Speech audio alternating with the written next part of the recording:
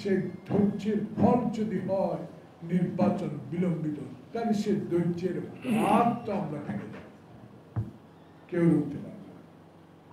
হাজারো বড় যদি মির্জা ফখরুল ইসলাম, আব্বাস, গয়েশ্বর, আমির খসরু, বাবু গয়েশ্বরচন্দ্র রায় সবাই যদি চিৎকার দিয়ে আমাদেরকে বলে যে এখন চুপ করে থাকো, আমরা চুপ করে থাকবো না, কারণ নির্বাচনের জন্য আমরা মাঠে নামবই। যদি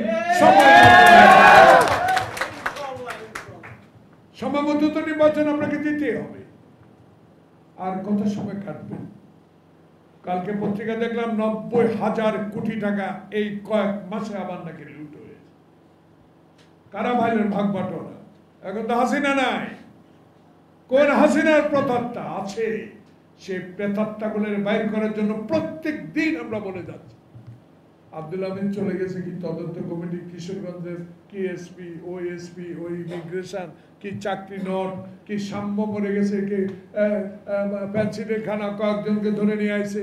আসল লোকগুলাকে গ্রেপ্তার কেন করেন না? কার মাধ্যমে আব্দুল আমিন পালাইছে সবে আপনারা জানেন, বাইর করে নামটা প্রকাশ করে দেন, তদন্ত করবেন। তারপর কি তদন্ত করলে কি আব্দুল আমিন আসবে?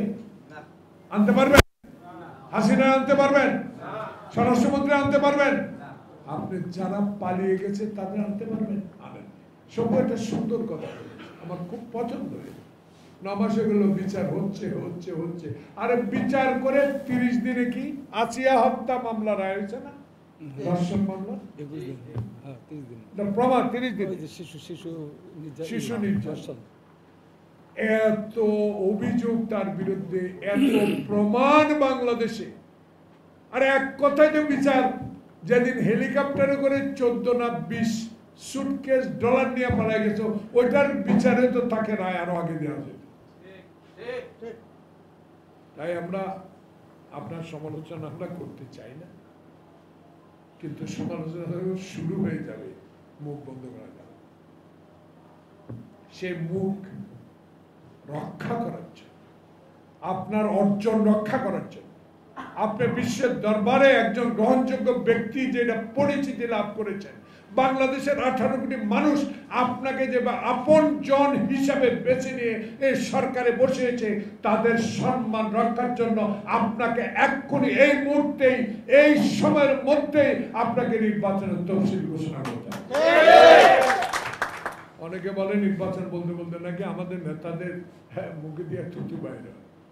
আরে আমরা তো নির্বাচনের কথা বলি, আপনারা তো অনেকে তো নির্বাচনের কামে শুরু করে দিয়েছে, অনেকে তো প্রার্থীও ডিক্লেয়ার করছে, করছে না? আমরা তো ইনশাল্লাহ আমাদের এক এক নির্বাচন এলাকায় ডাইনে বামে যারা আছে ইনশাল্লাহ এক এক নির্বাচন 20 জন আছে, আচ্ছা সেটা ঠিক করবে নেতা।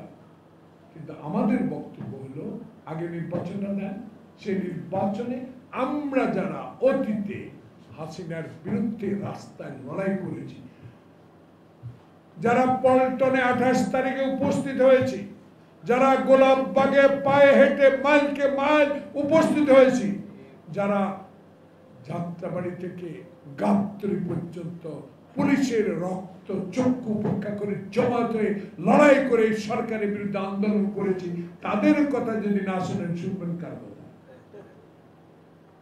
শুনবেন কার কথা? এসব শুনে কোনো লাভ নাই।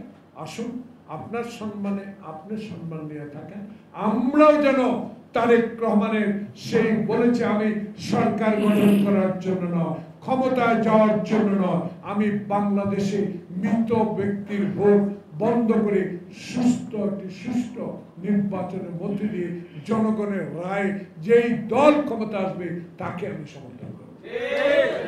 অতএব আসুন একটি নির্বাচন তারিখ ঘোষণা করুন। সবাই ভালো থাকুন।